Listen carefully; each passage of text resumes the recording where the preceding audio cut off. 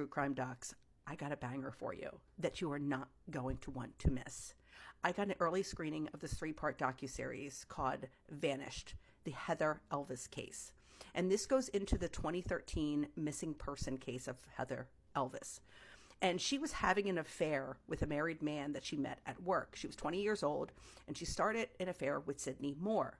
Sidney Moore is married to Tammy Moore. And this docuseries does a couple things. So that's the case as she goes missing. And, you know, the police believe that the Moores are involved.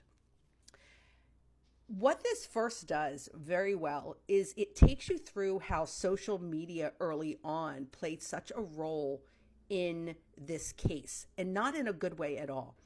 A lot of people were claiming that Terry Elvis, the father of Heather, was somehow involved, and they were telling tons of lies online. A lot of people were sleuthing, as they normally do, but it was really just a new way of talking about true crime, and this kind of really spiraled out of control to where people were being very, very hurtful to this family that was struggling already with their daughter being missing.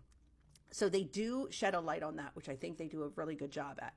The next thing they do is they chronologically organize this story very well for you, and so that you understand the timeline of everything that's happening, where it happened, the days it happened, leading up to when she goes missing, all the way through till years later when she's still missing.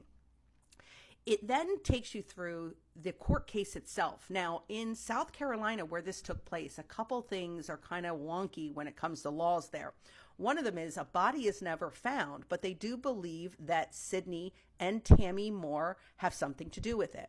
Tammy herself is the dynamic here. She is this personality that's just very narcissistic, very controlling, and they get into that. It mainly shines the light on Tammy and her role in all of this and how she was able to control her husband, Sidney, in a lot of ways, even to the point of where she didn't trust him and was handcuffing him to the bed at night. So she is really a player in all of this. And I think the reason why any of this even happened was because of Tammy. It goes into the court case itself, Tammy taking the stand, which is very freaking interesting. Overall, this is a solid doc series laying everything out. Now, it does not allow any input from the Moores themselves and even Tammy's family, which was heavily involved as well. And the reason why is in South Carolina, inmates cannot do interviews while they are serving time, which I did not know that until this docuseries. So that's why you don't hear from Tammy, because I personally was like, why haven't we heard from her? If this girl is given a microphone or a platform, she's taking it, as you will see in this docuseries, how much she wanted to just run her mouth consistently.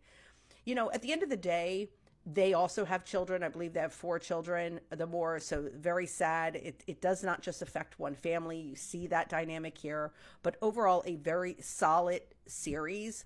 The only downfall that I would say about the overall series is some of the reenactments were a little wonky, but you're going to have that. It's still great storytelling. I'm definitely giving it a 4 out of 5 just because of the how in-depth everything was.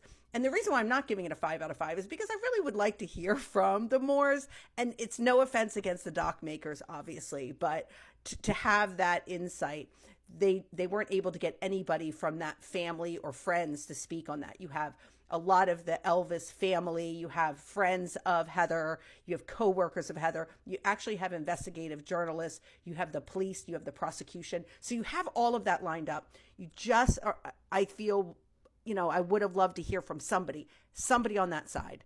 But go check it out. It's out on Tubi.